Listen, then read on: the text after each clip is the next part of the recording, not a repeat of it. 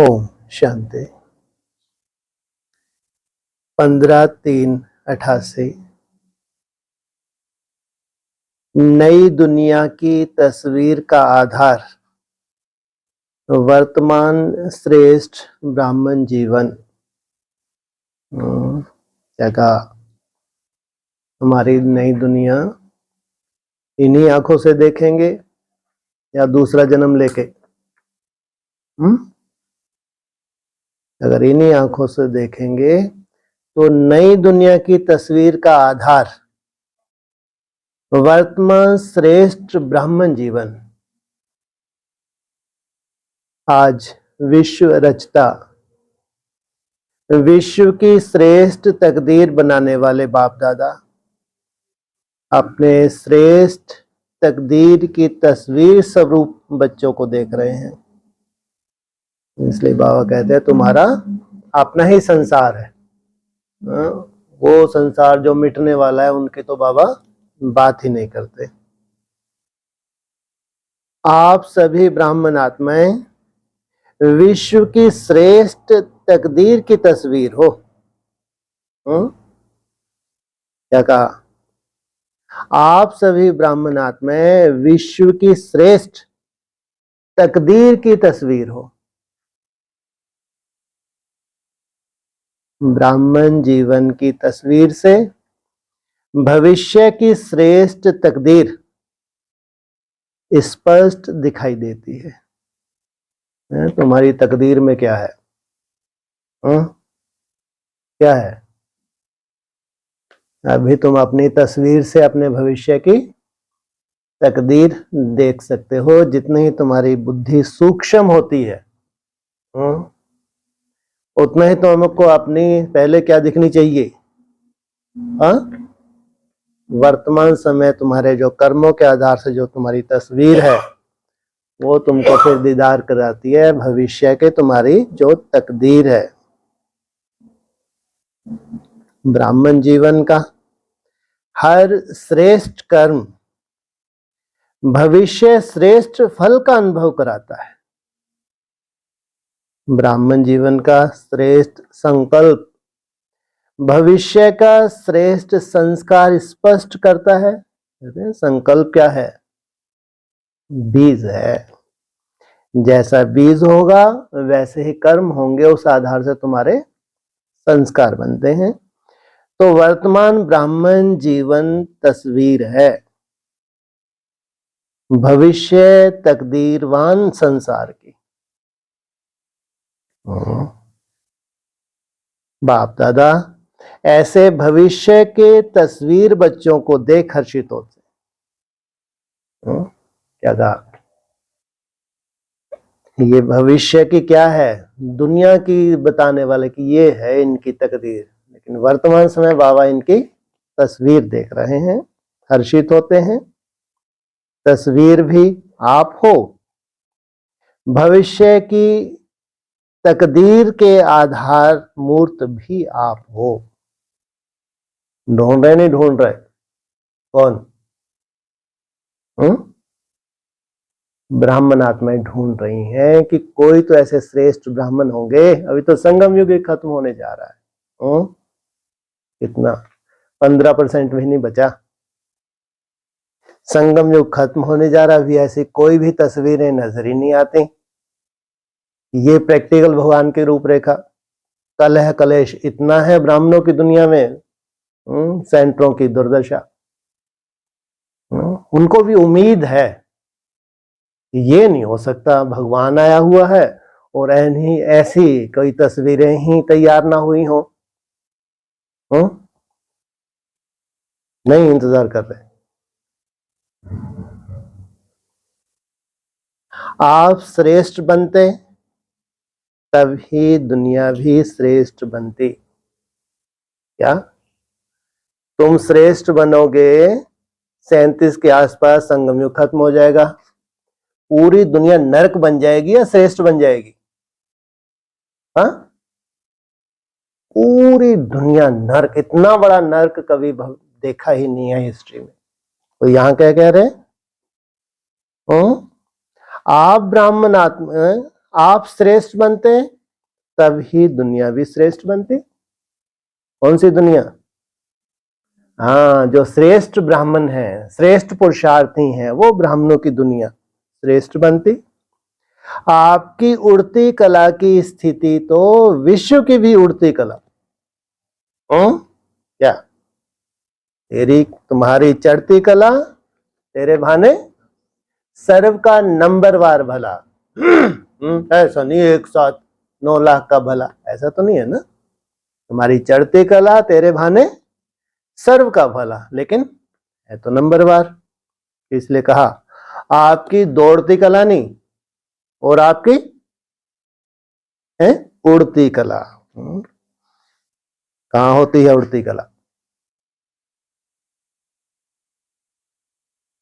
जी, सत्युग के बाद। क्या बोले? सत्युग के लास्ट में। मतलब सत्युग कहाँ लास्ट है? इधर लास्ट है, ऊपर लास्ट तो दो लास्ट है? एक तो उधर ऊपर लास्ट है, इधर से जा रहे हैं तो वो है ऊपर लास्ट, है ना। और ऊपर से नीचे आते हैं कि अब तो कलाएं कम होनी है, 2 कलाएं, ये है लास्ट। तो सत्युग का लास्ट कौन सा है जी? बात वहीं आ गई। अरे अंत कौन सा? 2 अंत है यहाँ तो, नीचे से ऊपर से है। हाँ नीचे, हाँ ये है। जब त्रेता की सीढ़ी पे पांव रखते हैं, सत्युग की शुरुआत होती है, वहां से तुम्हारी उड़ती कला की शुरुआत होती है। और उड़ते उड़ते ही तो जाके आगे चल के तुमको चढ़ती कला में जाना है, फिर हाई जंप लगाना है। अभी तो है नहीं अंतर। आप ब्राह्मण आत्माएं समय प्रति समय जैसे स्टेज से पास करते हो, तो विश्व की स्टेजेस भी परिवर्तन होती रहती हैं। तुम्हारी 4 अवस्थाएं, तुम्हारे कुल की, तुम्हारे कुटुंब परिवार की भी 4 अवस्थाएं, और उसके पीछे पीछे पूरे विश्व की भी 4 अवस्थाएं। यहां भी तुम्हारी आत्मा की 3-4 अवस्थाएं होती हैं जब उल्टी सीढ़ी चढ़ते हो। नहीं होती? जो तुम्हारा, दादा का नहीं, क्या तुम्हारा, तुम्हारी चढ़ती कला के साथ साथ वो श्रेष्ठ ब्राह्मण भी तो स्वतः ही उनको प्रेरणा होती है। स्वतः, ऐसा नहीं कि तुम्हारे से जुड़े हुए हो, तुम्हारा ये तुम्हारी रिसर्च है, ये सुने तब तक उनका कल्याण नहीं होगा। हाँ, ऐसा है क्या? बिल्कुल नहीं। ये तो वो जो अव्यक्त है, जो सबका ही है,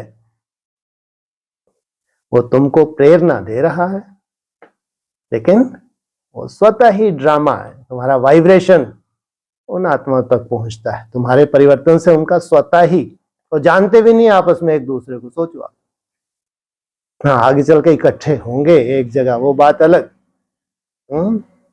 अभी अगर जानते भी नहीं है तो स्वतः ही उनको प्रेरणा हो रही है।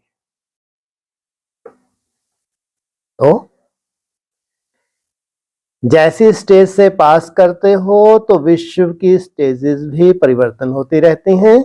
आपकी सतो प्रधान स्थिति है तो विश्व भी सतो प्रधान है।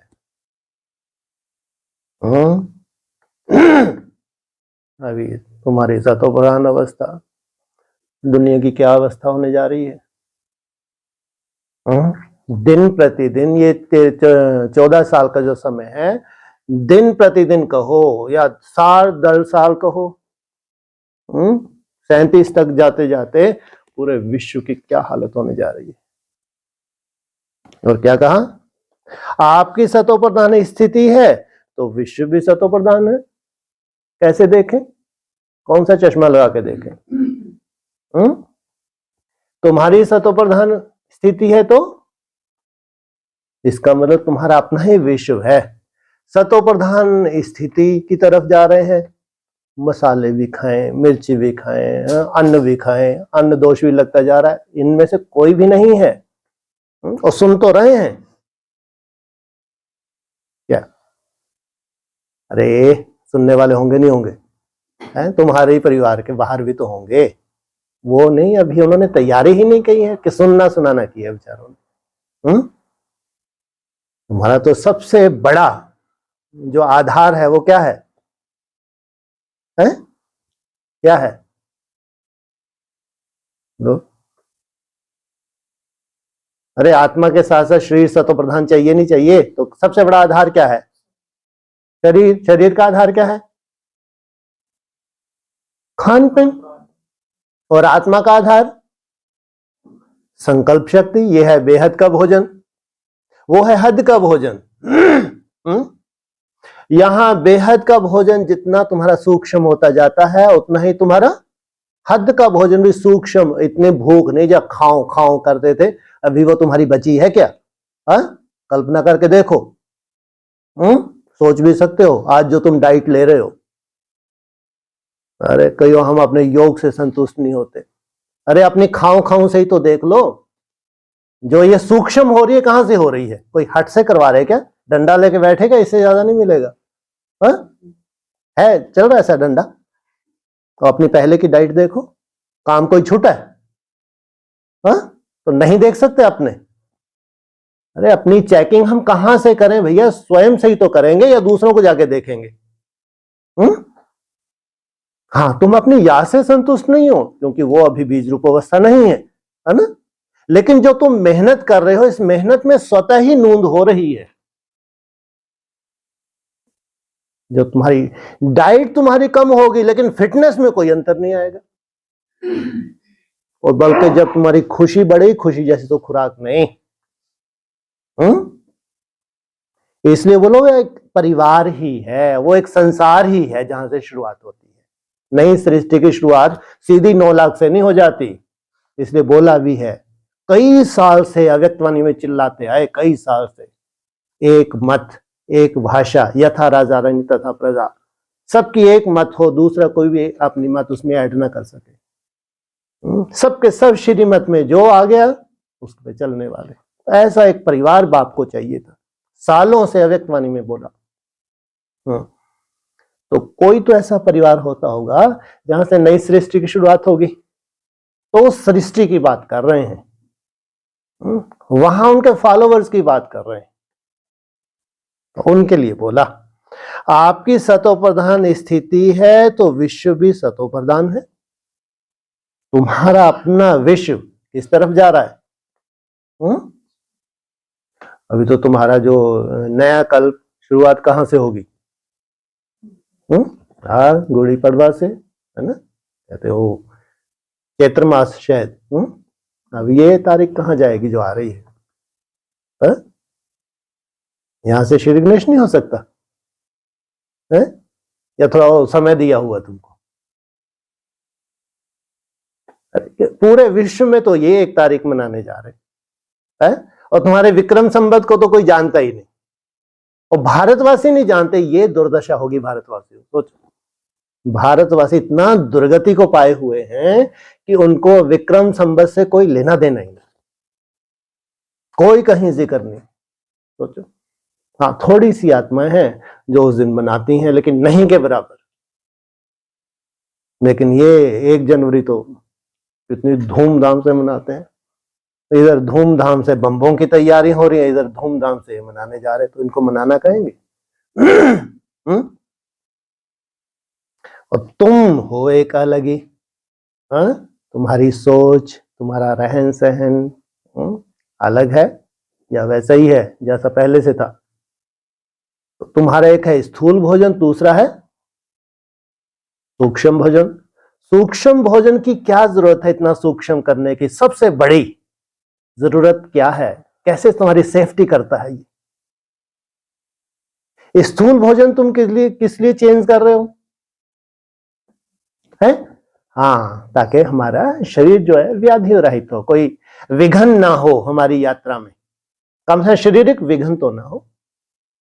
और जो मन बुद्धि की तुम्हारी सूक्ष्मता है, ये कौन से विघन बड़े ते बड़ा जो आने वाले हैं ब्राह्मणों को, उसको रोकते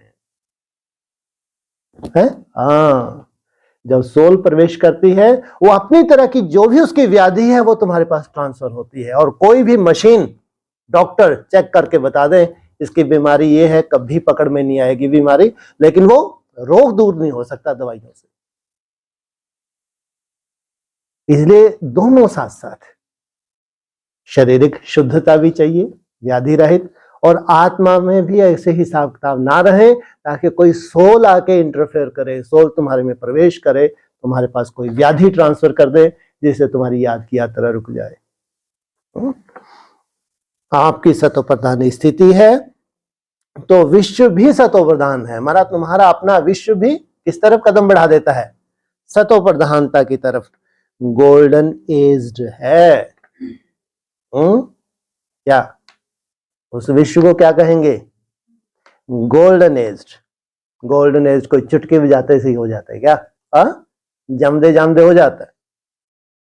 ब्राह्मणों की दुनिया में गोल्डन एज कब से चिल्लाते आ रहे हैं। गोल्डन एज आ जाना था 76 में, आज तक आया? इसलिए उनको निश्चय ही नहीं है कि कभी गोल्डन एज हो, तो शरीर छोड़ने के लिए तैयार बैठे हैं कि इस शरीर से कोई गोल्डन एज को देख ले, हो नहीं सकता। सोचो आप कैसी बुद्धि है इनके, पत्थर बुद्धि तो कहेंगे। इतना ही अगर निश्चय ना हो कि इन आंखों से गोल्डन एज देखना,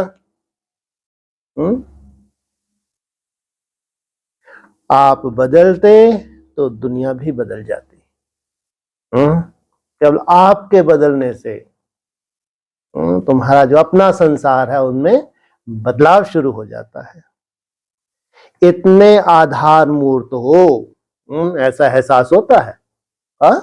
इतने आधार मूर्त, जितना तुम्हारे करीब स्वर्ग है उतना ही भयंकर नरक भी करीब ही है। सोचो आप, तुम्हारे नहीं क्या, जितना तुम्हारे करीब स्वर्ग है उतना ही, अगर कोई ब्राह्मण स्वर्ग में महसूस कर रहे हैं और अगर याद की सब्जेक्ट नहीं है, प्योरिटी की पावर नहीं है, तो कितने बड़े बड़े हिसाब किताब उनको आगे चल के पकड़ सकते हैं, ये उनको मालूम ही नहीं है। अगर आज किन्हीं को लग रहा हो कि नहीं हम तो स्वर्ग में ही हैं, और अगर वो अमृत वेला नहीं है, अगर याद की यात्रा नहीं है, तो समझो उनका नरक जल्दी ही शुरू होने वाला है। कुछ ही दिन समझो, बस कोई ना कोई अचानक कारण बनने, अचानक उनको भी नहीं मालूम बेचारा। ज्यादा दूर नहीं है, दुनिया की तो अभी हालतें देख ही रहे हैं, और ये हालतें बढ़ती जाएंगी। जहां भी वार शुरू होगी वो कहां खत्म होने वाली नहीं है। क्या सोचते थे यूक्रेन युद्ध शुरू हुआ तो कितना चलेगा, कहां इतना पावरफुल रशिया, वो कहां टुइया सा यूक्रेन।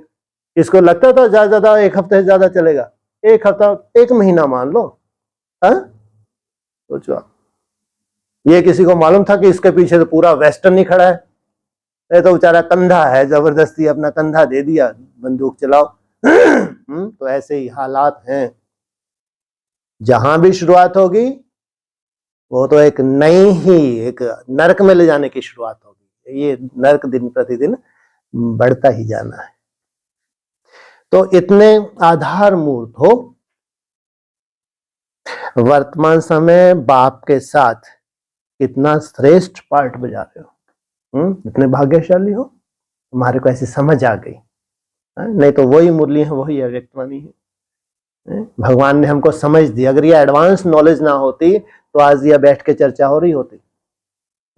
और वो एडवांस नॉलेज की कोई कदर ही नहीं है उनको, मरने वालों को। भगवान आके इतना सुंदर नॉलेज दे, इसी शरीर से ले जाए, और फिर भी मरने के लिए तैयार बैठी हैं कि इस शरीर से कोई जा नहीं सकता। इतने भाग्यशाली हो। सारे कल्प के अंदर सबसे बड़े ते बड़ा विशेष पार्ट इस समय बजा रहे हो, सारे कल्प के अंदर। सोचो, सतयुग, त्रेता, द्वापर कलयुग तो छोड़ो, कितनी वैल्यू है। लेकिन क्या कहा, सारे कल्प के अंदर सबसे बड़े ते बड़ा विशेष पार्ट इस समय बजा रहे हो। इसलिए मुरली में भी बोला, जिसने अंत किया उसने सब किया।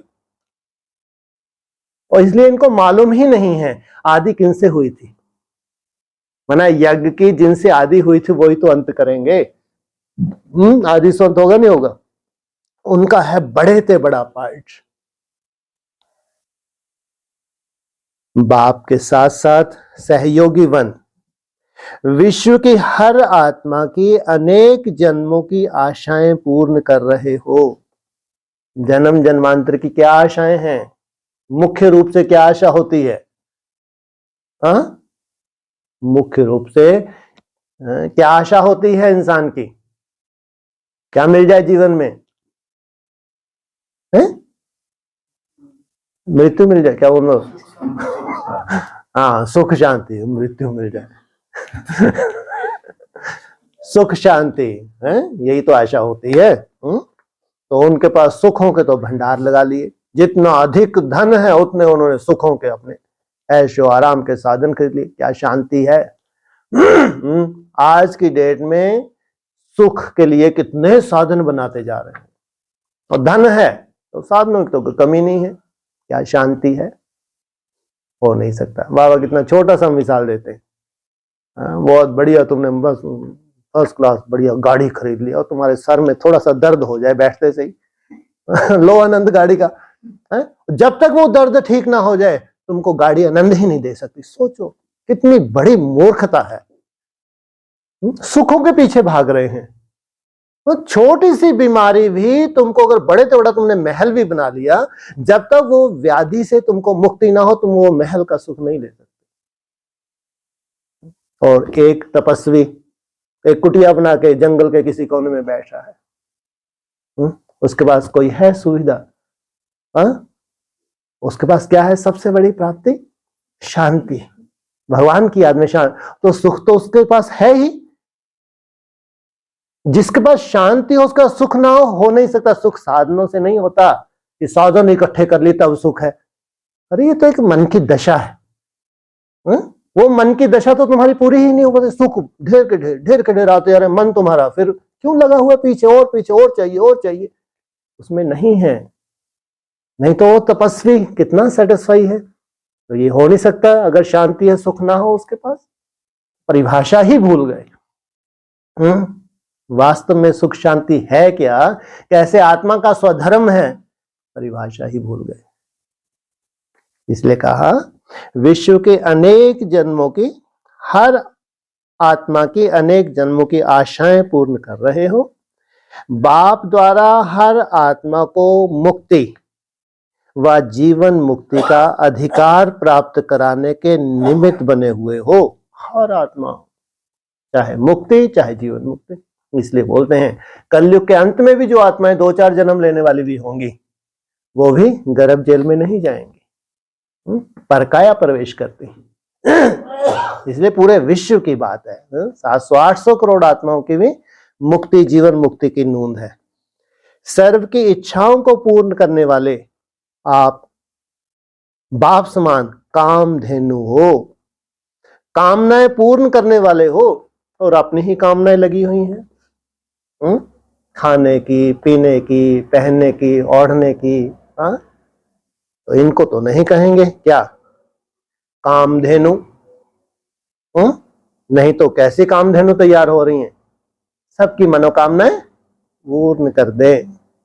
ऐसे हर आत्मा को इच्छा मात्र अविद्या की स्थिति का अनुभव कराते हो, जो आधा कल्प अनेक जन्म ना भक्ति वाली आत्माओं को ना जीवन मुक्त अवस्था वाली आत्माओं को कोई भी इच्छा रहती नहीं। एक जन्म की इच्छाएं पूर्ण कराने वाले नहीं, लेकिन अनेक जन्मों के लिए इच्छा मात्र अविद्या की अनुभूति कराने वाले हो। जैसे बाप के सर्व भंडारे, सर्व खजाने सदा भरपूर हैं, अप्राप्त का नाम निशान नहीं है, ऐसे बाप समान सदा और सर्व खजानों से भरपूर हो। सदा और सर्व, इसका आधार क्या है? क्या आधार है? सदा और सर्व, योग बल, याद का बल। ब्राह्मण आत्मा अर्थात प्राप्त स्वरूप आत्मा, संपन्न आत्मा। क्या कहा? वो ब्राह्मण नहीं। ये कौन से ब्राह्मण हैं जिनको कहते हैं ब्राह्मण सो देवता? तो ब्राह्मण आत्मा अर्थात प्राप्ति स्वरूप आत्मा, संपन्न आत्मा। जैसे बाप सदा लाइट हाउस माइट हाउस है, ऐसे ब्राह्मण आत्माएं भी बाप समान हो, लाइट हाउस हो, सबको यथार्थ रास्ता दिखाने वाले। इसलिए हर आत्मा को अपनी मंजिल पर पहुंचाने के निमित्त हो। ऐसे नहीं रास्ते में ही भटक जाए। ऐसे लाइट हाउस रास्ते में भटक जाए, शरीर छोड़ा और गया बेचारा, फिर अगला जन्म कहां किस रूप से होगा मालूम ही नहीं। जैसे बाप हर संकल्प, हर बोल, हर कर्म से हर समय दाता है, वरदाता है, ऐसे आप ब्राह्मण आत्माएं भी दाता हो, मास्टर वरदाता हो। देने वाले भी हो, साथ में वरदाता का पार्ट तो बहुत वंडरफुल है। ऐसे ब्राह्मण जीवन की तस्वीर हो, ऐसे ब्राह्मण जीवन की तस्वीर। कोई भी तस्वीर बनाते हो तो उसमें सभी विशेषताएं दिखाते हो ना। ऐसे वर्तमान समय की ब्राह्मण जीवन के तस्वीर की विशेषताएं अपने में भर ली हैं। बड़े तेवड़ा चित्रकार आप हो, जो अपना चित्र भी बना रहे हो। क्या कहा? बड़े तेवड़ा चित्रकार आप स्वयं हो, जो अपना चित्र बना रहे हो। आपके चित्र बनते ही विश्व का चित्र बनता जा रहा है। वाह क्या बात है, क्या इतनी बड़ी बात है, तो अंडरलाइन करना चाहिए। आपके चित्र बनते ही विश्व का चित्र बनता जा रहा है। इसलिए स्वयं परिवर्तन सबसे बड़ा परिवर्तन है, सबसे बड़ा परिवर्तन और सबसे बड़ी सेवा। स्वयं की सेवा की तो जैसे कि ब्राह्मणों के विश्व की सेवा हो ही गई। तो स्वयं परिवर्तन के लिए मरना पड़ता है। कितनी बार मरना पड़ता है? मासी का घर है क्या? कितना माया का सामना करना पड़ता है बार बार। और योगियों की बात है, परिवर्तन याद से ही होता है और याद में सबसे बड़ी माया है। ऐसे अनुभव करते हो ना। कई पूछते हैं ना कि नई दुनिया में क्या होगा। बाबा से प्रश्न पूछते हैं कि बाबा आने वाली है नई दुनिया में, उसमें क्या होगा? तो नई दुनिया की तस्वीर आप हो। मतलब अपने आप से पूछ लो, नई दुनिया में क्या होगा? जब प्रश्न पूछा तो क्या बोल दिया? नई दुनिया की तस्वीर आप हो। ये कैसी तस्वीर है? वहां तो अधूरे ब्राह्मण भी बैठे हुए थे, कनिष्ठ से कनिष्ठ ब्राह्मण भी थे, श्रेष्ठ से श्रेष्ठ ब्राह्मण भी थे। तो नई दुनिया की तस्वीर आप हो। क्या मतलब हुआ? ये तो समझ में आता है। जो अच्छी अच्छी सुंदर पुरुषार्थी आत्माएं थी, उनकी तस्वीर से बहुतों की तकदीर बनने वाली थी, उनकी तकदीर भी दिखती थी। लेकिन जो कनिष्ठ ब्राह्मण थे, आप हो। उन्होंने भी तो क्या किया? कैसे हो? उन्होंने कौन सा रास्ता दिखा दिया? हाँ, अरे ये निश्चय पैदा करना कोई मासी का घर नहीं है कि इसी शरीर से स्वर्ग में जाना। हाँ, उन्होंने क्या निश्चय पैदा कर दिया? इस शरीर से तो कोई जा नहीं सकता, और जैसे तुम हो वैसे ही तुम भविष्य की तस्वीर दिखा रहे हो। तो आपकी जीवन से भविष्य स्पष्ट होता है, बोल से नहीं, भाषणबाजी से नहीं, क्या आपकी जीवन से। इस समय भी अपनी तस्वीर में देखो कि सदा ऐसी तस्वीर बनी है जो कोई भी देखे तो सदा के लिए प्रसन्नचित्त हो जाए। इतनी सुंदर आपकी तस्वीर कोई भी देखे तो, कोई भी जरा भी अशांति की लहर वाला हो तो आपकी तस्वीर देख अशांति को भी भूल जाए, शांति की लहर में लहराने लगे। अप्राप्ति स्वरूप प्राप्ति की अनुभूति स्वतः ही अनुभव करे। भिखारी बनकर आए, भरपूर बनकर जाए। क्या ये है असली सेवा? आया है भिखारी, है ब्राह्मण, क्या हो गया? चौथी अवस्था में चला गया बेचारा। ना मन बुद्धि भगवान में लग रही है, ऐसी ऐसी बीमारियां हैं, दवाइयां खा रहा है, ढेर की ढेर सफेद वस्त्र पहने हैं। दूर से ही पहचान लो ये ब्रह्मा कुमार कुमारी। तो छुपा छुपा के रखते हैं दवाइयां, क्योंकि मालूम है ज्यादा दवाइयां खाएंगे वो भी डिसर्विस हो जाती है।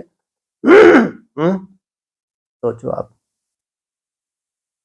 क्या कहा, भिखारी आए तुम्हारे पास भरपूर होके जाए, तो ऐसे भिखारियों की लाइन लगेगी नहीं लगेगी?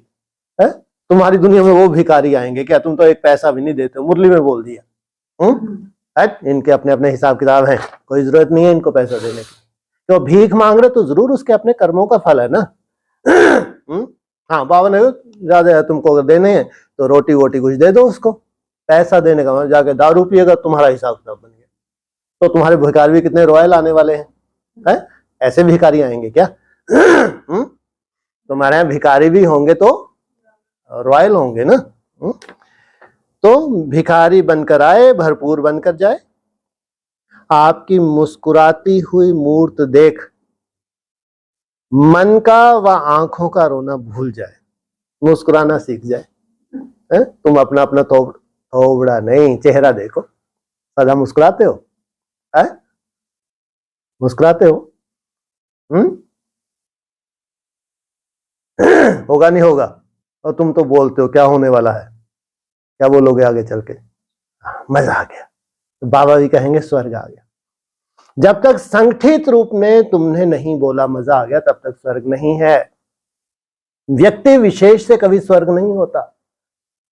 इसलिए बाप को एक परिवार चाहिए। इसलिए संगठित रूप में जब तुम बोलते हो मजा आ गया, भगवान भी कहते हैं अब स्वर्ग आ गया। तो रोना भूल जाए, मुस्कुराना सीख जाए। आप लोग भी बाप को कहते हो ना कि मुस्कुराना सिखा दिया, गीत गाते हो, तो आपका काम ही है रोना छुड़ाना, मुस्कुराना सिखाना। क्या स्लोगन है? क्या है आपका काम? है हाँ, इनसे रोना धोना छुड़वा देना, उनको मुस्कुराना सिखा देना। आओ खाओ उबली हुई सब्जी खाओ, मिर्ची छोड़ो, मिसाले छोड़ो और मुस्कुराओ। मुस्कुरा सकते हैं क्या? एक योगी ही होगा तुम्हारे पास जो आएगा, तुम्हारी रूपरेखा से संतुष्ट होके जाएगा, उसका मुस्कुराना शुरू। कोई मासी का घर नहीं है योगी बनना। हाँ, ये लप लपाती जीभ को छोड़ना, आंखों का सुख, कानों का सुख, बाप रे बाप, कोई मासी का घर नहीं। तुम्हारे पास वो रॉयल आत्माएं आएंगी, रोती हुई आएंगी, मुस्कुराती हुई। उनको रास्ता मिल गया, जो उनको करना था वो उनको समझ आ गई। तो आपका काम ही है रोना छुड़ाना, मुस्कुराना सिखाना। तो ऐसी तस्वीर ब्राह्मण जीवन है। सदा यह स्मृति में रखो कि हम ऐसे आधारभूत हैं, फाउंडेशन हैं। क्या है हम? भगवान ने हमको, हम भाग्यशाली, हमको आगे आगे रखा है। हम आधार मूर्त फाउंडेशन। वृक्ष के चित्र में देखा ब्राह्मण कहां बैठे हैं? पूछा बाबा ने, कहां बैठे हैं? फाउंडेशन में। कहते बाबा आप हो फाउंडेशन में। फाउंडेशन में बैठे तो हैं, कितने बैठे हैं? कितने बैठे हैं फाउंडेशन में? अरे हैं जी, वृक्ष की बात हो रही है, सीढ़ी की कहां हो रही है? चित्र नहीं देखे कभी? 8-10 तो है नहीं है? तो उसमें तना के बीच में जाना और फिर टाल टालियों के बीच में जाना, बहुत अंतर है। आप फाउंडेशन में बैठे हो, कहां आप फाउंडेशन में बैठे, कहां आपके बाजू में फाउंडेशन में बैठे, कितना अंतर है? आपका फाउंडेशन और आपके बाजू में, चाहे लेफ्ट तरफ बाजू में बैठा हो, चाहे राइट तरफ बाजू में बैठा हो, उनकी बात नहीं है। आप जो फाउंडेशन में बैठे हो, जो तना में ही रहते हो, अंतर है। तो फाउंडेशन में बैठे हो ना, ब्राह्मण फाउंडेशन मजबूत है, तब आधा कल्प अचल अडोल रहते हो। क्या? आधा कल्प अचल अडोल रहते हो। क्या कहा? अरे हमको पूरा कल्प अचल अडोल रहना है, आधा कल्प के बाद दूसरे से धर्म में कन्वर्ट हो जाए। भगवान भी कभी गारंटी नहीं लेता इनको, और आगे चल के वाणियों के प्रूफ दे देंगे, देखो मैंने वाणियों में ये बोला था, तुम कैसे मेरे को बोल सकते हो कि 84 जन्म का जन्म जन्म, बिल्कुल नहीं। और अभी तो वाणी चली थी ना कल परसों, अव्यक्त वाणी, कौन सा पॉइंट था उसमें? भूख नहीं मरोगे, कितने जन्म? 21 जन्म। सोचो कितना खतरनाक पॉइंट है ये। इसका मतलब मुसलमानों के लिए बोला है, मुसलमान भीख मांगेंगे। ये मुरली का महावाक्य है, ये मुरली का महावाक्य है। 21 जन्म की गारंटी ली है। सोचो ये अव्यक्त वाणी में कितना आगे चल के कितना क्लियर कर देंगे, हर चीज कितनी क्लियर हो जाएगी, तुम्हारे भविष्य की पूरी रूपरेखा क्लियर हो जाती है। तो इसलिए बोला तब आधा कल्प अचल अडोल रहते हो। तो जो फाउंडेशन में बैठे हैं, फाउंडेशन में कहा, तो तने के बीच में कहा, फाउंडेशन में लेफ्ट और राइट भी तो बैठे हैं, 8-10 ब्राह्मण है, तो आधा कल्प की तो गारंटी है। फिर जब कन्वर्ट होंगे, जो ऊपर से आत्माएं आएंगी, तो उनका संग दोष लगेगा नहीं लगेगा?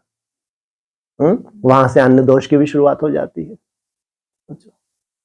पूरा जैसे जैसे गिरता हुआ आपका सिस्टम बना है, वैसे ही आपका सिस्टम अभी ऊपर जाने का। जैसे कहते हैं आत्मा की 4 अवस्थाएं हैं, डाउनफॉल हुआ, सतो प्रधान, सतो समान है, रजो और तमो। ऐसे शरीर के भी पावन बनने की कम से कम 4 अवस्थाएं तो है नहीं है। और तुम कौन सी अवस्था में पहुंच गए?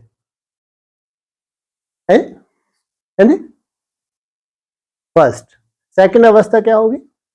फर्स्ट अवस्था तो अन्न दोष, अन्न दोष है, मुरली में बोला है, मिर्ची है ना, तेल है, मसाले हैं, अचार है, ये मुरली का पॉइंट है ना, ये तलना वलना, ये सब तमो प्रधान बताया है साकार मुरली में। तुम ऊपर उससे ऊपर उठ गए। कहां आ गए तुम? अन्न दोष से दूर, ये मिर्ची विर्ची लफड़ेबाजी ये सब से दूर। उबला हुआ खाओ, मस्त रहो। जो शरीर मस्त है तब तुम मस्त है। अब तुम वही सुख आत्मा में लेने में लगे। जो सुख तुमको बाहर से मिल रहा था, अब वही सुख धीरे धीरे तुमको आत्मा में मिलने लगा। इसे तुमको कोई त्याग लगता भी नहीं कि बहुत बड़ा त्याग कर रहे हैं। यह है आत्मा की परिपक्व, धीरे धीरे आत्मा परिपक्व होती है तो हर चीज सहज लगती है, उसको लगता ही नहीं हम कुछ छोड़ रहे हैं। और जब तक सहज नहीं लग रहे तो आत्मा की परिपक्वता नहीं है। पक्का जितना जितना आत्मा रस लेगी ना आत्मिक स्मृति का, उतना बड़े से बड़ा त्याग भी सहज, और लगेगा भी कुछ त्याग किया है। ये हमारी जर्नी है। पहला, दूसरी स्टेज में जाओगे तो दूसरा तुम क्या करोगे? अग्नि का त्याग, दूसरी स्टेज होगी। अग्नि का त्याग हो गया, क्योंकि अग्नि से किसी भी चीज का रूप बिगाड़ दिया। त्रेता युग में हम बहुत कमजोर हो गए थे, ध्यान रखना।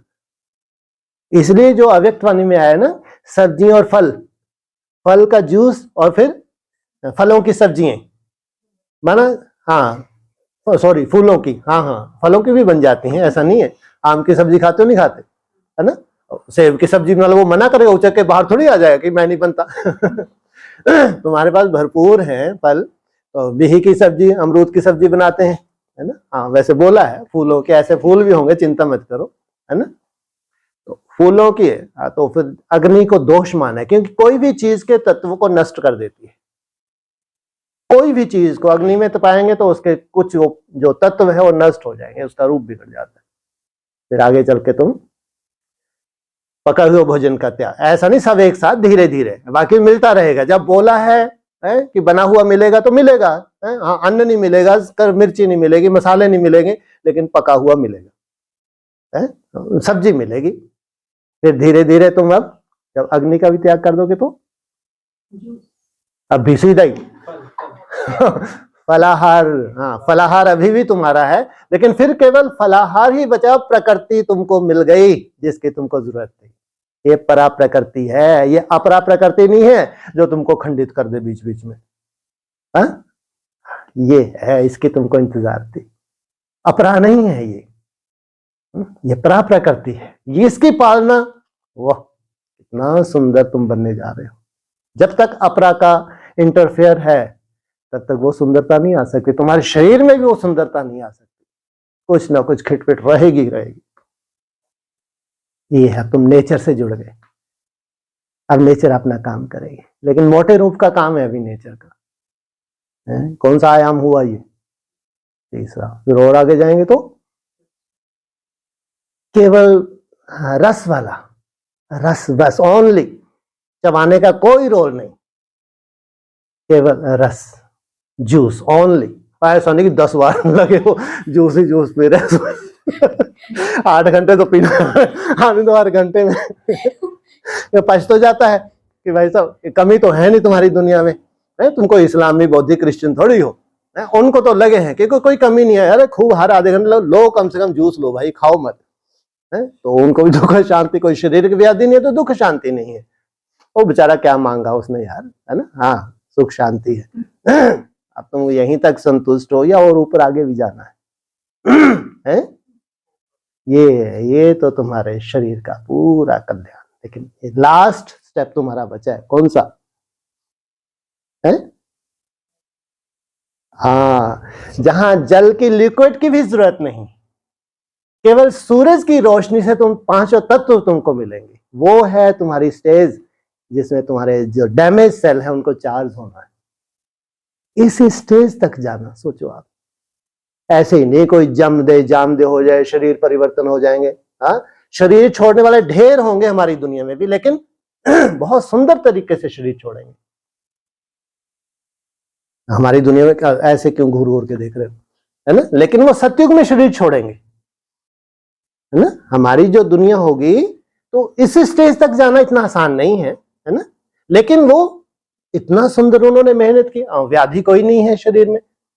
जब खान पान इतना सुंदर, व्याधि होगी, याद कितनी अच्छी होगी, तो उनके लिए तो मुरलियों बोल दिया, तुम्हारा शरीर छोड़ना भी सेवा करेगा। उनका शरीर छोड़ना भी क्या, बहुत सहज तरीके से, जैसे सतयुग का तुम्हारा मिसाल है, आयु में अंतर आया है बस, बाकी शरीर छोड़ने में कोई अंतर नहीं है। शरीर जैसे तुम छोड़ोगे वैसे शरीर वो भी छोड़े, क्योंकि उनकी रूपरेखा भी कितनी सुंदर है। लेकिन तुमको एक नया चैलेंज है, जो विश्व को चैलेंज कर रहे हो, साइंस को भी चैलेंज कर रहे हो, इसलिए तुमको उस स्टेज तक जाना है जहां केवल वायु तत्व से तुमको 5 तत्वों की प्राप्ति हो जाए। सोचो कितनी बड़ी बात है। तब आधा कल्प अचल अडोल रहते हो, और तुम डोल जाओगे आधा कल्प के बाद, है? लगता है तुमको तुम डोल जाओगे? वाली नहीं, इसलिए बोला है, ये भी बोला है कि 3/4 सुख, 1/4 दुख। तो उनको कहेंगे कि वो अचल अडोल कब तक रही? 3 हिस्सा, आधा तो नहीं हुआ ना। और उसके बाद कोई कोई आत्माएं 82-83 जन्म भी सुखी रहती हैं। सोचो, साधारण आत्मा नहीं हो, आधार मूर्त हो, फाउंडेशन हो, क्या हो? और इनको कहा आधा कल तक अचल अडोल हो, फिर क्या साधारण आत्माएं नहीं हो दुनिया के हिसाब से, विश्व के हिसाब से साधारण नहीं हो, तुम तो अपने अपने धर्म के कैसे हो? आधार मूर्त हो, फाउंडेशन हो। इस समय की आपकी संपूर्ण स्थिति सतयुग की 16 कला संपूर्ण स्थिति का आधार है। कितना स्पष्ट है, कितना स्पष्ट। इस वक्त की तुम्हारी कौन सी स्थिति? सोचो, भविष्य की पूरी रूपरेखा इसी जन्म में ही तैयार। शास्त्र में जो गायन है, चाहे 8 कला का, चाहे 12, चाहे 14, चाहे 16, चाहे कलातीत, जो शास्त्रों में जो कुछ भी आ गया वो सब कहां का यादगार है?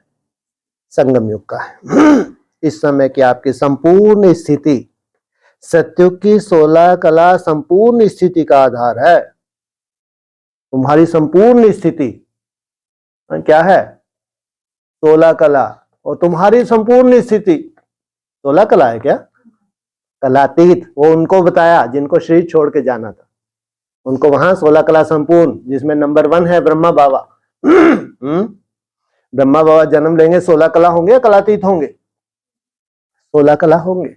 तो कलातीत की बात कहां पे है? जो ब्रह्मा बाबा को भी जन्म दें, ब्रह्मा बाबा जैसे बच्चों को जो जन्म दें, सोचो उनके शरीर कितने सुंदर निरोगी कंचन का है, यहां जो साइंस को चैलेंज करते हैं।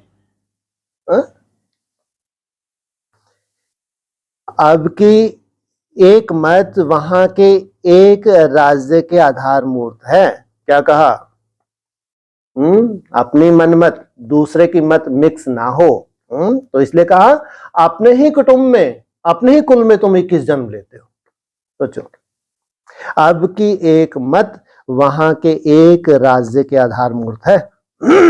यहां के सर्व खजानों की संपन्नता, ज्ञान, गुण, शक्तियां, सर्व खजाने वहां की संपन्नता का आधार है। यहां की देह के आकर्षण से न्यारापन वहां के तन की तंदुरुस्ती के प्राप्ति का आधार है। कितना अंडरलाइन करने वाली बात है ये है? क्या कहा? देह के आकर्षण से न्यारापन वहां के तन की तंदुरुस्ती के प्राप्ति का आधार है। अशरीरीपन की स्थिति निरोगीपन और लंबी आयु के आधार स्वरूप है। क्या? लंबी आयु। कितनी लंबी आयु? लंबी आयु की बात कर रहे हैं भाई। अशरीरीपन, फिर स्थिति, निरोगीपन और लंबी आयु के आधार स्वरूप है। अशरीरी जितना रहते हो, जितना अशरीरी रहते हो, जितना धीरे धीरे तुम्हारी अवस्था कौन सी? निसंकल्प अवस्था बढ़ती जाती है। ये है मुख्य आधार।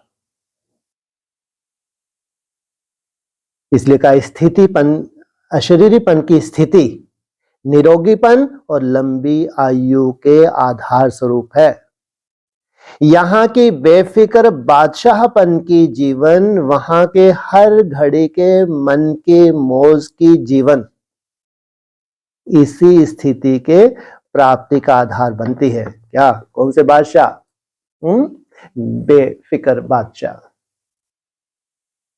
एक बाप दूसरा ना कोई। यहां की यह अखंड अटल साधना, ये भी एक साधना है। क्या? एक बाप दूसरा ना कोई। यहां की यह अखंड अटल साधना वहां अखंड अटल अखुट निर्विघ्न साधनों की प्राप्ति का आधार बनती है। इसका मतलब ऐसा नहीं है कि सबके पास अखंड अखुट होंगे, दुख शांति नहीं है किसी के बाद, ये बात अलग, ये ध्यान रखना।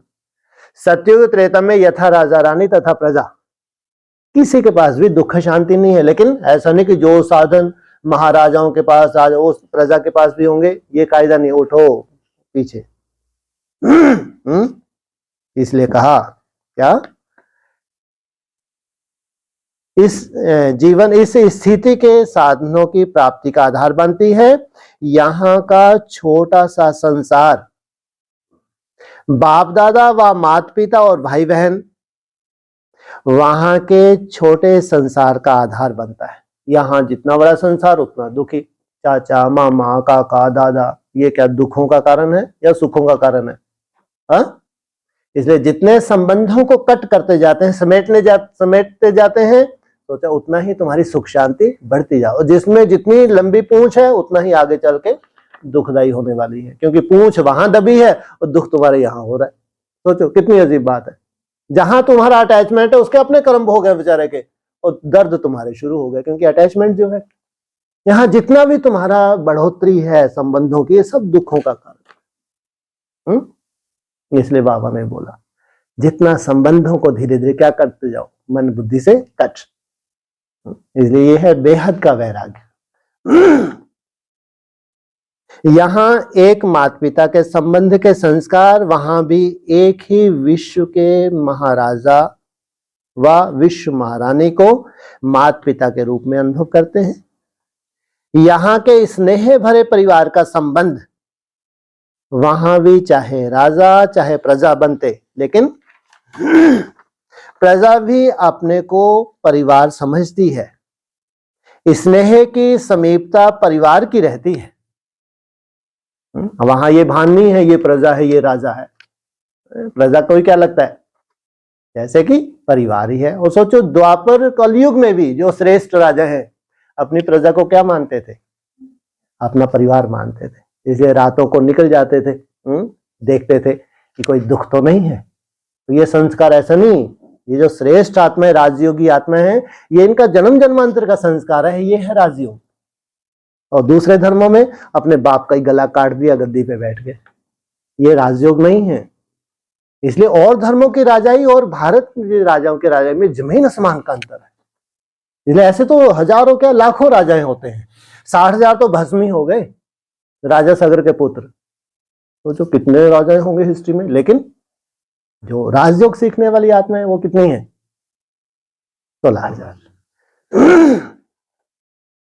चाहे मर्तबे रहते हैं, लेकिन स्नेह के मर्तबे हैं, संकोच और भय के नहीं है।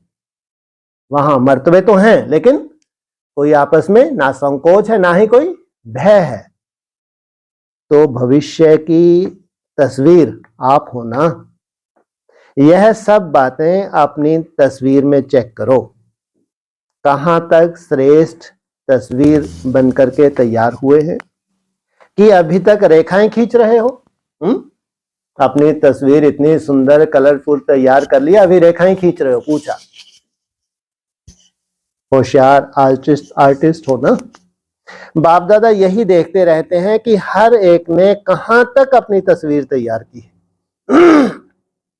दूसरों को उलाहना तो नहीं दे सकते कि इसने यह ठीक नहीं किया इसलिए ऐसा हुआ, मेरी तस्वीर थोड़ी सी बिगड़ गई, इसने थोड़ा हाथ हिला दिया। अपनी तस्वीर आप ही बनानी है। दूसरे का सहयोग नहीं चाहिए, ये कोई खिटपिट ना करे बाबा, तभी तो मेरी तस्वीर बिगड़ जाती है, फिर मेरे मुख से ये निकल जाता है वो निकल जाता है। कोई भी कितना भी तुम्हारी तस्वीर को बिगाड़ने की कोशिश करे, लेकिन तुम्हारा हाथ कभी भी फिसले ना, इधर उधर बुद्धि रूपी हाथ ना चले जाए।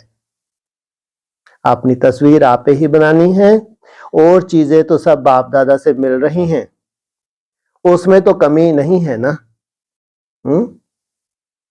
तो कमी किस बात की हो रही है?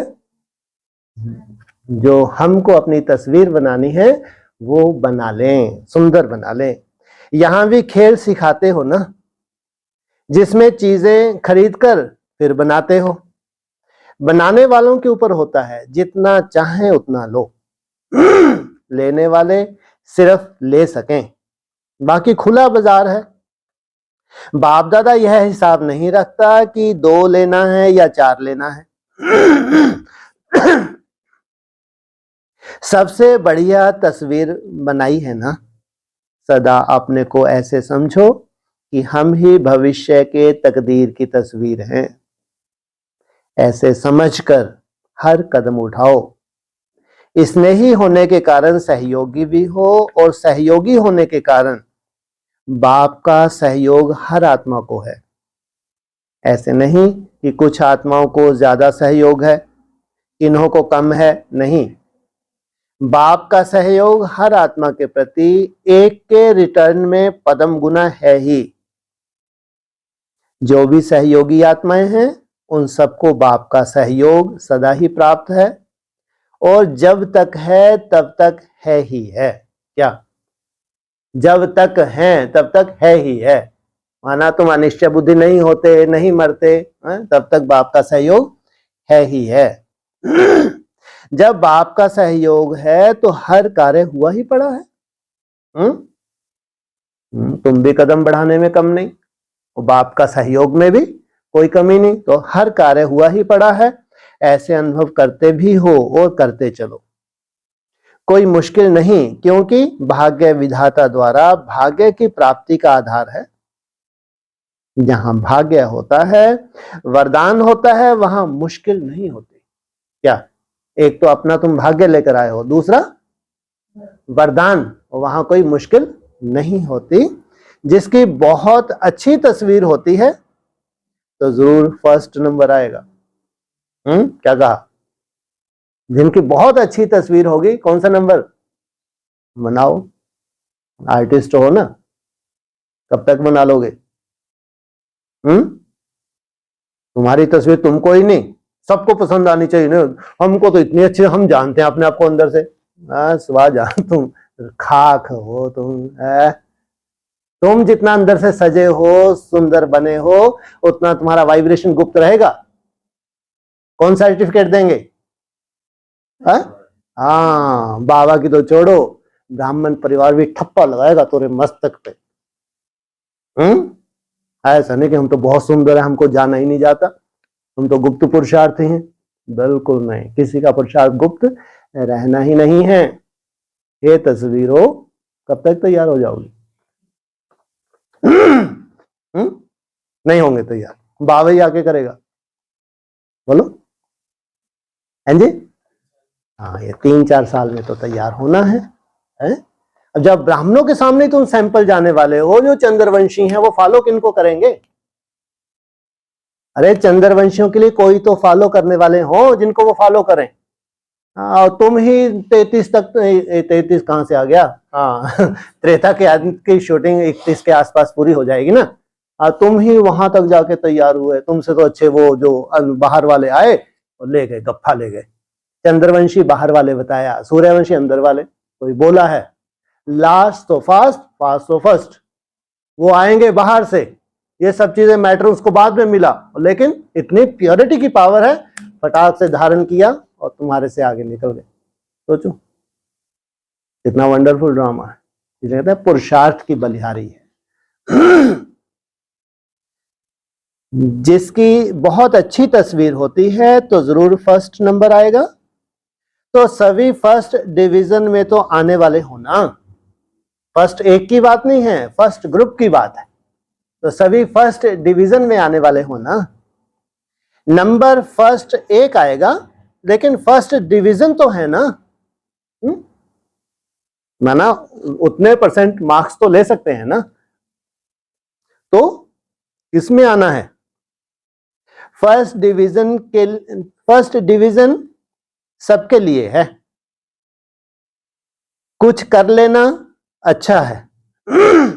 बाप दादा तो सबको चांस दे रहे हैं, चाहे भारतवासी हो या डबल विदेशी हो, क्योंकि अभी रिजल्ट आउट तो नहीं हुई है ना। जब रिजल्ट आउट होगी तो टू लेट, फिर नहीं, फिर तो जो तुम्हारी तकदीर जितनी बनी है उसके लिए भविष्य की जन्म जन्मांतर की तुम्हारी तस्वीर भी प्रत्यक्ष हो जाएगी। कभी अच्छे अच्छे रिजल्ट आउट के पहले ही आउट हो जाते, क्या कभी अच्छे अच्छे रिजल्ट आउट के पहले ही आउट हो जाते हैं, तो यह जगह मिल जाएगी ना। इसलिए जो भी लेना चाहो अभी चांस है। फिर बोर्ड लगा देते हैं ना कि अभी जगह नहीं है। बोर्ड लगेगा नहीं लगेगा? कौन सा बोर्ड लगेगा? Too late. फिर सीट फुल हो जाएंगी। इसलिए खूब उड़ो, दौड़ो नहीं लेकिन उड़ो। ये तो बेहद की भाषा तुम ही जानते हो, कितनी मेहनत में तुम उड़ते हो, कितने घंटे की मेहनत में है? हमारे यहाँ की परिभाषा है। इसलिए क्या कह रहे हैं बाबा? दौड़ो नहीं, खूब उड़ो। दौड़ने वाले तो नीचे रह जाएंगे, उड़ने वाले उड़ जाएंगे। उड़ते चलो और उड़ाते चलो।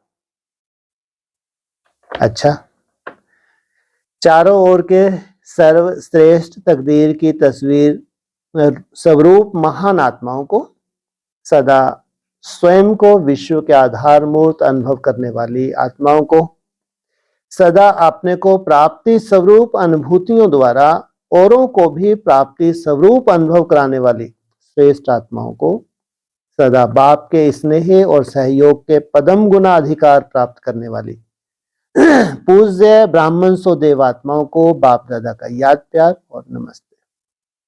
पर्सनल मुलाकात पार्टियों से। बाप का हाथ सदा मस्तक पर है ही, ऐसा अनुभव करते हो। श्रेष्ठ मत ही श्रेष्ठ हाथ है। तो जहां हर कदम में बाप का हाथ अर्थात श्रेष्ठ मत है, वहां श्रेष्ठ मत से श्रेष्ठ कार्य स्वतः ही होता है। सदा हाथ की स्मृति से समर्थ बन आगे बढ़ते चलो। बाप का हाथ सदा ही आगे बढ़ाने का अनुभव सहज कराता है। इसलिए इस श्रेष्ठ भाग्य को हर कार्य में स्मृति में रख आगे बढ़ते रहो। सदा हाथ है, सदा जीत है। क्या? जहां का बाबा का सदा हाथ, हाथ माना श्रीमत रूपी हाथ। ओम शांति।